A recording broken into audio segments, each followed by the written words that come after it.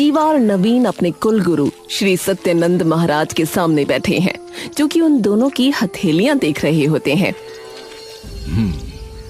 क्या हुआ गुरुजी?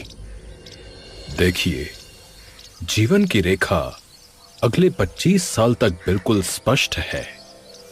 सब कुछ काफी कुशल मंगल रहेगा तब तक। ये सुनते ही नवीन के चेहरे पर एक अजीब सा तनाव आ जाता है। क्यों गुरुजी? उसके बाद क्या होगा? उसके पश्चात तुम दोनों को जीवन की सबसे बड़ी और सबसे कड़ी परीक्षा देनी होगी। ये सुनते ही जीवा और नवीन के हाव भाव बदल जाते हैं। ऐसा क्या होगा गुरुजी?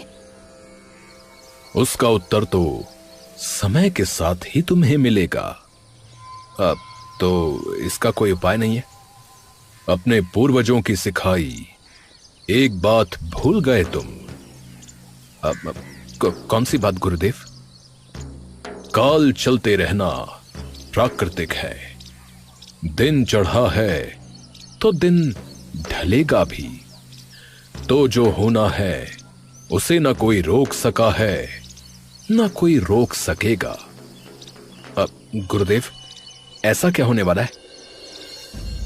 पापा, आप बचपन से मुझे ये बताते आए हो कि हमारे दादा परदादा सभी लोग जंगल में रहा करते थे और हमेशा ही हमारी मान्यता मां वसुंधरा की रही है। हाँ। ये सुनते ही विनय की आंखें बड़ी बड़ी हो जाती हैं। पर फिर ये गांव में क्यों आ गए? नहीं, यहां आए नहीं। मेरे पिता यानी तेरे दादा ने यहां पे अपना गांव बसा लिया था, जिसके बाद यहां बाहर से भी लोग आके रहने लगे। हम लोगों की असल मातृभूमि तो जंगल ही है बेटा। इसलिए तो हम सबसे पहले मां वसुंधरा का पूजन करते हैं और इसीलिए हम वनवासी कबीले के लोग उन्हें माता बुलाते हैं। मुझे तो इसका कोई सेंस नहीं लगता पापा। ऐसे नहीं बोलते बेटा, वो हमारी देवी हैं। देखो पापा, सब कही सुनी बातें और कुछ नहीं। अच्छा ठीक है, मैं जाता हूं अभी। विनय वहां से चला जाता है। जाने क्या होगा इस लड़के का। 6 साल बाद। अब कुछ सालों में विनय भी अच्छा बड़ा हो जाता है, लेकिन अब नवीन और जीवा के सिर पर वो आपदा घड़ी पूरे तरीके से आ खड़ी होती है। मेरा तो मन घबरा रहा है जी। डर तो मुझे भी लग रहा है। पूरे 25 साल हो चुके हैं। अब न जाने ऐसा क्या होगा जिसका अंदेशा गुरुजी ने हमें दिया था। कोई बात नहीं, माता वसुंधरा है ना, वो सब संभाल लेंगी। तभी वहां विनय आ जाता है। माँ, मैं अपने दोस्तों के साथ जा रहा हूं, कुछ पैसे दे दो। अरे कल तो दिए थे तुम्हें। अरे तो खर्च हो गए ना पापा। बेटा कुछ काम वगैरह कर ले, अब तो तू 24 साल का हो गया है। अरे रहने दो पापा, आप फिर से शुरू मत हो जाना। बेटा एक बार बाहर तुलसी के पेड़ के सामने हाथ भी जोड़ जाना। अरे माँ, आपको पता है ना मैं इन सभी बातों को नहीं मानता। पर बेटा माता वसुंधरा हमारी पहचान है। नहीं पापा, वो आपकी पहचान है, मेरी नहीं। विनय चिड़चिड़ाता हुआ वहां से चला जाता है। जब से इसने उन दोस्तों के साथ रहना शुरू किया है, तब से ऐसे ही चिड़चिड़ा सा हो गया ये। सच में एक घड़ी भी हम दोनों के पास नहीं बैठता। विनय अपने दोस्तों के साथ घूम रहा होता है। हाँ भाई, लाया आज कुछ पैसे वगैरह है बे? अरे दिया ही नहीं यार। बोलते हैं कि कुछ काम वाम कर। तो कर लेना भाई, कुछ काम कर ले। अरे यार पहले कुछ खाते हैं, तुम भी पैसे निकालो भाई। अबे भाई तुझे पता है ना, मेरे पास होते तो मैं मना क्यों करता भाई। वैसे भाई तो तू है हमारा। अरे भाई तुम ये सब छोड़ो, चलो बढ़िया से नहाने चलते हैं नदी में। अरे यार लेकिन पहले कुछ खाने पीने का तो कर लेते हैं। बताओ नवीन, आज कैसे आना हुआ? गुरुजी, हम इसलिए आए हैं क्योंकि वो वक्त आ गया है जिसकी चेतावनी आपने हमें 25 साल पहले दे दी थी। श्री सत्यानंद कुछ देर के लिए चुप हो जाते हैं और फिर उन दोनों की ओर देखते हैं। तो अंततः परीक्षा की घड़ी आ ही गई। जी गुरुजी, पर अब हम क्या कर सकते हैं, हमें समझ ही नहीं आ रहा। वक्त के बहाव को कोई नहीं रोक सका। तुम्हें बस डट के मुकाबला करना होगा इस परीक्षा का। अब पर गुरुजी, कोई तो समाधान होगा। समाधान तो नहीं, परंतु एक सीख तुम्हें अवश्य दूंगा कि उस परीक्षा में तुम्हारा सबसे बड़ा समर्थक तुम्हारी जड़ें होंगी। तो वर्तमान की उलझन को सुलझाने के लिए भूतकाल के पास जाना होगा।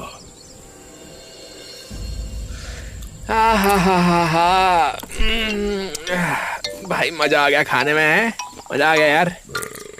विनय अपने सामने रखी खाने की थाली उठाकर साइड में फेंक देता है। भाई एक बात बोलूं यार, वैसे ना यार तू कर ले कोई काम धाम, बाप से नहीं मांगने पड़ेंगे फिर पैसे। अरे हाँ यार, सही कह रहा है। अगर इकलौती औलाद को भी नहीं दे सकते तो फिर क्या फायदा। अपने बेटे से ज्यादा तो उन्हें अपने पूर्वजों और प्रकृति की चिंता रहती है। एक पैसा नहीं देते मुझे बिना ताने मारे हुए। हर बात पर कहानी सुनाने लग जाते अपने पूर्वजों और कबीले की। भाई मजा आ लिया खा के। भाई ये अपनी बातें तो बाद में बताइयो। अब चलो एक काम करते हैं, नहाने चलते हैं भाई, चलो। विनय और सभी लोग सारा कूड़ा करकट वहीं छोड़कर नहाने निकल जाते हैं। अरे भाई चलो भाई, हो जाए कंपटीशन, देखते हैं कौन ज्यादा देर तक पानी में रह सकता है। हाँ भाई आजा आजा।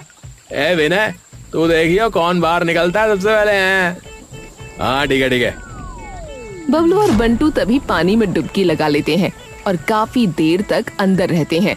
फिर सबसे पहले बबलू बाहर निकलता है, उसके तुरंत बाद बंटू। हाँ भाई, देखा मैं जीत गया भाई। बबलू इधर उधर देखने लगता है। अबे भाई विनय कहाँ है? अबे हाँ यार, इतनी देर में ये कहाँ चला गया भाई? बंटू और बबलू बाहर निकलकर इधर उधर देखने लगते हैं, लेकिन उन्हें विनय कहीं नहीं मिलता। भाई कहाँ है ये? अबे पता नहीं यार, इतनी देर में कहाँ चला गया? भाई पानी के अंदर डूब तो नहीं गया ना? बंटू और बबलू नदी के अंदर जाकर भी उसे ढूंढते हैं, लेकिन उन्हें वो वहां भी नहीं दिखता। भाई एक काम करते हैं, गांव में देखते हैं यार, इधर उधर, क्या पता कहीं और बैठा हो। चल चल। दोनों शाम तक पूरा गांव देख लेते हैं, लेकिन उन्हें विनय कहीं भी नहीं मिलता। भाई क्या पता घर ही चला गया यार। हाँ भाई एक बार देखते हैं, चल के चल। बबलू और बंटू उसके घर चले जाते हैं।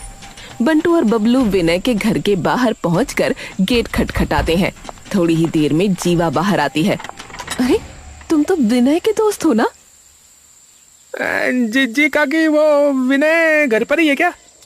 जीवा की आंखें एकदम से बड़ी हो जाती हैं। घर नहीं तो वो तो सुबह से तुम दोनों के साथ ही तो है। नहीं काकी, वो। जीवा के दिल की धड़कनें एकदम से तेज हो जाती हैं। क्यों क्या हो गया? बंटू और बबलू चुपचाप उन्हें देखने लगते हैं। क्या हुआ बताओ तो मुझे। बंटू और बबलू उसे डरते डरते सारी बात बता देते हैं, जिसे सुनते ही जीवा एकदम से सदमे में आ जाती है। हे भगवान, आ गई वो घड़ी। जीवा गुस्से में उन दोनों की ओर देखती है। ध्यान नहीं रख सकते थे तुम दोनों उसका? काकी, वो हम तो जब पानी से बाहर आए तब तक वो वहां से गायब हो चुका था। हे भगवान, जाओ तुम यहाँ से। बंटू और बबलू तभी वहां से चले जाते हैं। जीवा तभी अंदर भागी आती है और जाकर ये बात नवीन को भी बता देती है। हे भगवान, वो गया कहाँ पर इतनी देर में? मुझे नहीं पता, पर आप जल्दी से थाने चलो, पता नहीं कहाँ होगा मेरा बच्चा। नवीन और जीवा तुरंत थाने जाकर विनय के लापता होने की रिपोर्ट दर्ज करा देते हैं। देखिए साहब, विनय हमारी इकलौती औलाद है, उसके बिना हम लोग कहाँ जाएंगे। सच में साहब, वही एक सहारा है हमारा। देखिए, आप बिल्कुल चिंता मत कीजिए, हम अपनी पूरी जी जान लगा देंगे उसे ढूंढने में। धन्यवाद इंस्पेक्टर साहब। नवीन और जीवा इतना कह के वहाँ से निकल जाते हैं। सुनिए जी, मैं कहती हूँ एक बार हम भी जंगल की तरफ देख कर आते हैं ना। हाँ हाँ, चलो चल के देखते हैं। नवीन और जीवा उसे आधी रात तक जंगल में इधर उधर खूब खोजते हैं, लेकिन उन्हें विनय कहीं नहीं दिखता। हे भगवान, कहाँ गया मेरा बच्चा।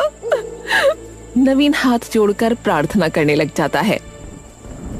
हे माता वसुंधरा, हमारे बेटे की सभी भूलों को माफ कर देना और उसकी रक्षा करना माता।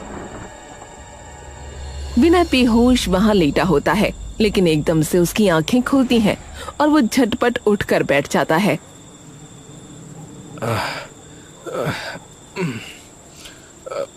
अरे, ये मैं कहाँ हूँ और मैं यहाँ कैसे आया एकदम से? तभी ठंडी हवा का झोंका विनय के बदन को थरथराता हुआ वहाँ से गुजरता है। ठंड लग रही है, ठंड लग रही है। विनय तभी कांपता हुआ वहाँ से फटाफट उठकर एक पेड़ के नीचे आ खड़ा होता है। अरे अरे, ये क्या हो रहा है? मैं हूँ कहाँ और कौन लेकर आया मुझे? विनय तभी अपने दोस्तों को पुकारने लगता है। दोस्त कहाँ है मेरे?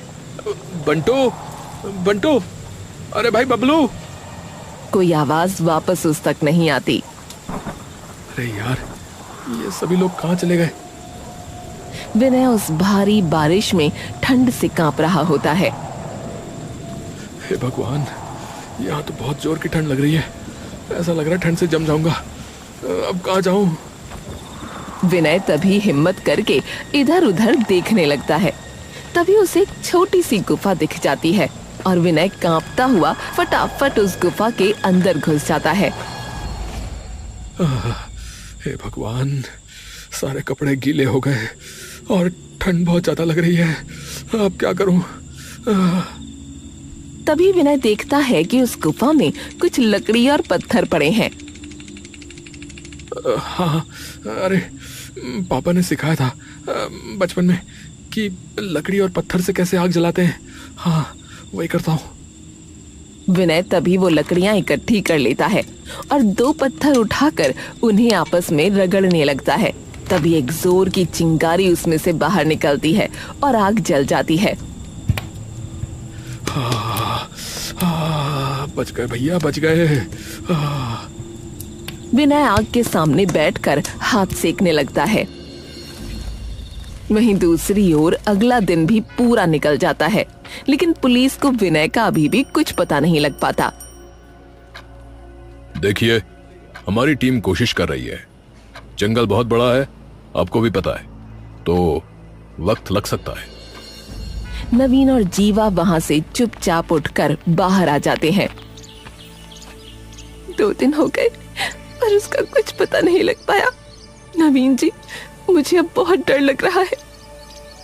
गुरुजी के अलावा अब हम कहीं और भी नहीं जा सकते। पर उन्होंने पहले ही मना किया है, इसका समाधान उनके पास नहीं है। पर बताना तो पड़ेगा ना, ताकि वो ये बता सकें कि अब हमें करना क्या है। नवीन और जीवा तुरंत सत्यनंद महाराज के पास पहुंचते हैं और उन्हें सारी बात बता देते हैं। गुरुजी, अब हम क्या करें? बेटी, ये कठिन समय है। इस समय तुम्हें अटूट बनना होगा। जिस माता वसुंधरा ने आज तक हम सबको संभाले रखा है, बस उन पर भरोसा रखकर अपना कर्म करना होगा। तुम्हारी सभी पीढ़ियों ने हमेशा से सच्चे मन से माता वसुंधरा को माना है, तो तुम्हारे पितृ और माता वसुंधरा उसे कुछ नहीं होने देंगे। विनय के कपड़े भी पूरे तरीके से सूख चुके होते हैं। तभी विनय बाहर निकलकर इधर उधर देखने लगता है। यहाँ पर अब खाने पीने के लिए क्या ढूंढूं?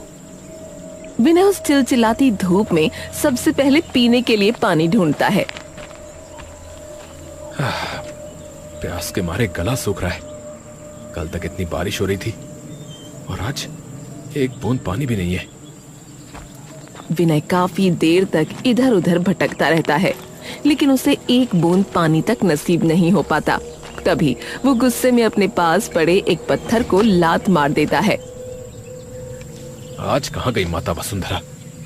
जब उनकी सबसे ज्यादा जरूरत है तो वो कहाँ है? वो पत्थर तब धीरे धीरे ढलान पर लुढ़कने लगता है और लुढ़कता हुआ नीचे जाता है।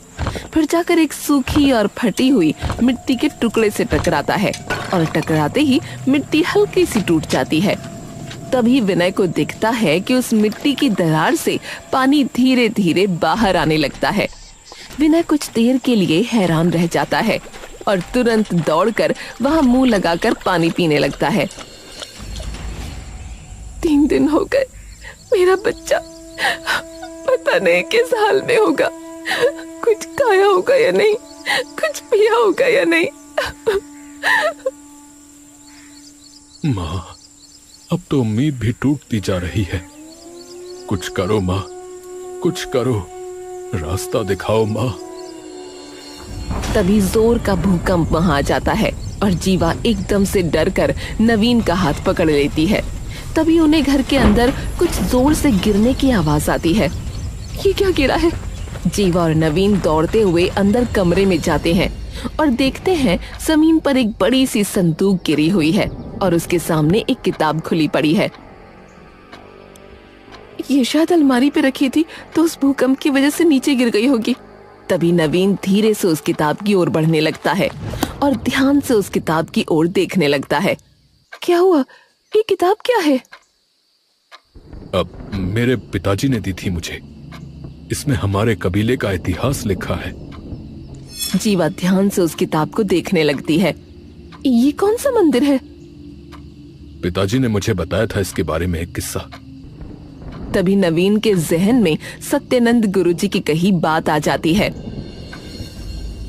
समाधान तो नहीं, परंतु एक सीख अवश्य दूंगा तुम्हें कि उस परीक्षा में तुम्हारा सबसे बड़ा समर्थक तुम्हारी जड़ें होंगी।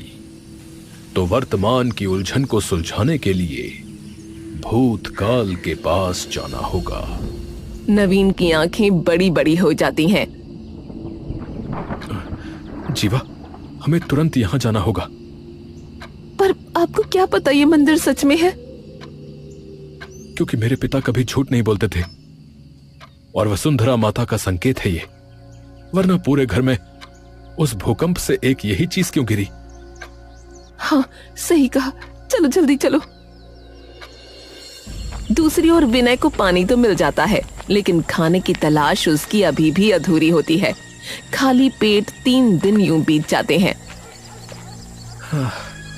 अरे यार, अब तो चलने की भी हिम्मत नहीं हो पा रही है। तभी विनय को चक्कर आने लगते हैं और वो वहीं गिर जाता है। धीरे धीरे उसकी आंखों से दुख के आंसू बहने लगते हैं। माता वसुंधरा, मैं मानता हूं कि अभी तक मुझसे बहुत सी गलतियां हुई हैं। मैंने अपने माता पिता की कभी इज्जत नहीं की, जिन्होंने मेरे सिर पर मुझे छत दी, खाने के लिए रोटी दी। आज उनकी अहमियत समझ में आती है। और आप, जिससे मेरे पूरे खानदान की पहचान है, उनका मैंने हमेशा निरादर किया। पर आप तो माँ हो ना, तो क्षमा कर दो मुझे, क्षमा कर दो अपने इस बेटे को। बोलते बोलते विनय की आवाज कमजोर पड़ने लगती है। तभी उसके सामने एक इंसान आ जाता है। अरे भाई, क्या हो गया? ठीक हो? खाना है? अरे क्या कह रहे हो भाई? कुछ सुनाई नहीं दे रहा। वो इंसान विनय के पास अपना कान ले आता है। खाना दे दो भाई। धीरे धीरे विनय की आंख बंद हो जाती है। वो इंसान उसे उठाकर एक पेड़ के सहारे बिठा देता है। खाना खाना। तभी वो इंसान कुछ केले बगल से उठाकर उसे दे देता है। ये लो, ये खा लो फिलहाल, खाना तो अभी नहीं बनाया हमने। विनय वो केले खाने लगता है और थोड़ी ही देर में उसे पूरी तरह से होश आ जाता है। तभी वो उठकर सामने की ओर देखता है, वहाँ कई सारे कच्चे घर बने होते हैं। ये कौन सी जगह है? ये है हमारा कबीला। कबीला? हाँ भैया, वनवासी कबीला। ये सुनते ही विनय पूरी तरीके से चौंक जाता है। क्या? पर ये कैसे हो सकता है? विनय इधर उधर देखता है। आपको पता है, कई वर्षों पहले ही सभी लोग जंगल से वापस आ गए थे, ऐसा मेरे पापा ने बताया था। हाँ, अब मैं कुछ समझा नहीं भाई। अब वनवासी कबीले वालों ने तो कब का जंगल छोड़ दिया था और अपना एक गांव बसा लिया था। हैं? क्या कहा? नहीं भाई, हम तो कितने सालों से यहीं रह रहे हैं। वो बेचैन होकर इधर उधर देखने लगता है। तभी उसकी नजर एक मंदिर पर पड़ती है। ये क्या है? ये? अरे भाई, ये है माता वसुंधरा का मंदिर। हाँ, मंदिर? पर मैंने तो कभी नहीं सुना कि माता वसुंधरा का कोई मंदिर भी था। अरे भाई, कमाल की बात करते हो। आपने कभी इस मंदिर की गाथाएं नहीं सुनी? कैसी गाथाएं? वो इंसान विनय को मंदिर के अंदर ले जाता है, जहाँ एक बड़ा सा पेड़ खड़ा होता है। उस पेड़ पर कई सारे टीके लगे होते हैं और कई सारे फल वहाँ रखे होते हैं। अब ये क्या है? बैठो बैठो, बताता हूँ। विनय और भीम वहीं मंदिर में बैठ जाते हैं।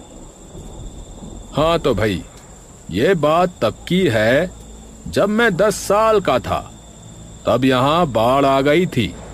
न जाने कितने पेड़ उस बाढ़ के दबाव में ढह गए। हमारे पास जाने का और कोई ठिकाना नहीं था भैया। और उस वक्त हम सभी लकड़ी और सूखी घास फूस की झोपड़ियों में रहते थे। तो सब लोग डर के इस मंदिर में छिप गए और हम सबको लगा कि मंदिर का खड़े रह जाना नामुमकिन है इतनी तेज बाढ़ में। लेकिन जब बाढ़ आई भैया, तो सब ढह गया, सब कुछ, सिवाय इस मंदिर के भैया, जिसने हम सभी की जान बचा ली भैया।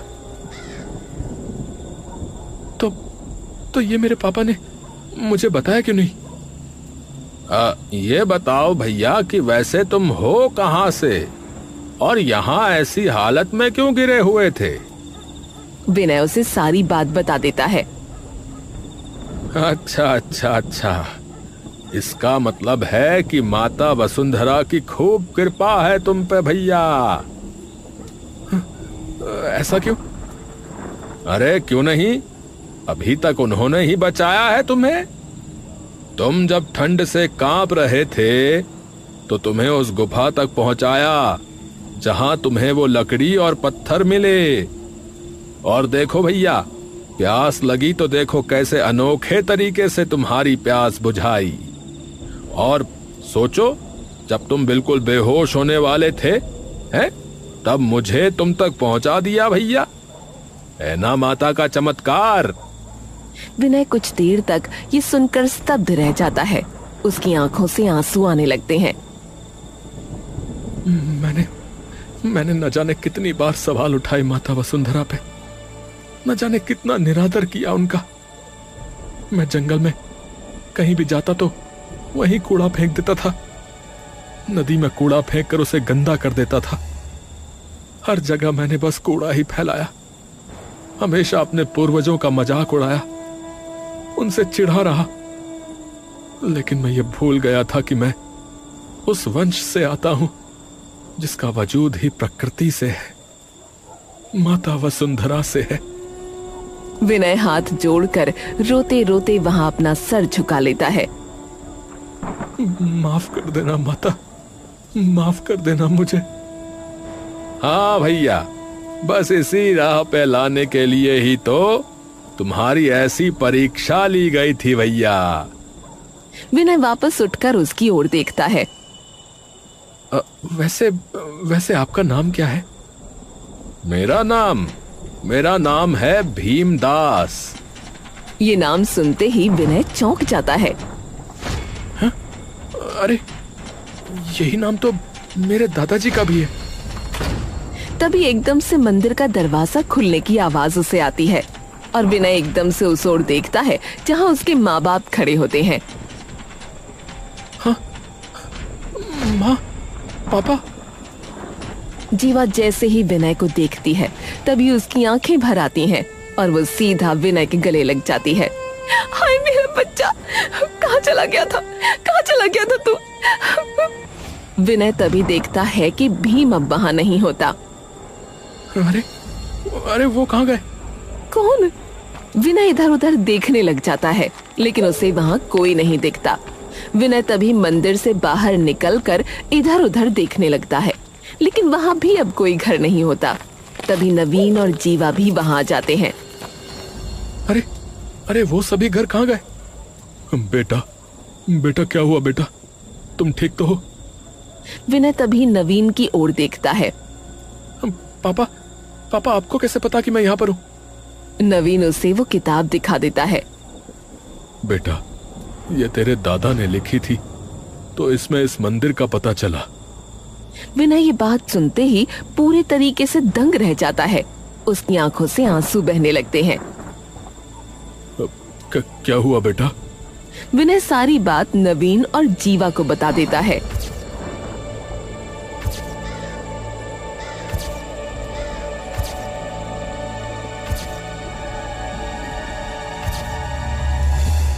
जिसे सुनकर नवीन और जीवा भी दंग रह जाते हैं। गुरुजी ने कहा था कि हमारी सभी पीढ़ियों ने हमेशा से सच्चे मन से माता वसुंधरा को माना है, तो तुम्हें हमारे पितृ और माता वसुंधरा कुछ नहीं होने देंगे। और देखो कैसे हमारे पितरों और माता वसुंधरा ने तेरी हर कदम पर रक्षा की है। खुद पिताजी ने इसे बचाया है जीवा। जीवा की आंखों से भी खुशी के आंसू बह जाते हैं। मैंने आपकी बेइज्जती तक की है पीठ पीछे कि आप तो मुझे पैसे नहीं देते, लेकिन इन 3 दिनों में जंगल में भटकने के बाद पता चला कि आपने तो सब कुछ दिया था मुझे। पापा, आपने रहने को छत दी कि गर्मी सर्दी में मुझे कुछ झेलना ना पड़े।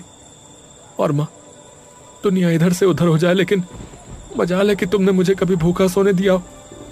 और जिस भगवान से मैं चिढ़ता रहा, यहाँ उसी भगवान ने बचाया मुझे माफ कर देना पापा, मुझे माफ कर देना। जीवा और नवीन उसे तभी गले लगा लेते हैं।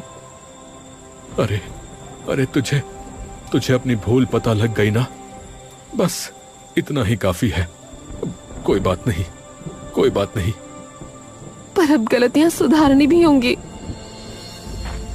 नवीन और जीवा वापस घर जाने लगते हैं लेकिन तभी विनय बीच में रुककर नदी की ओर जाने लगता है।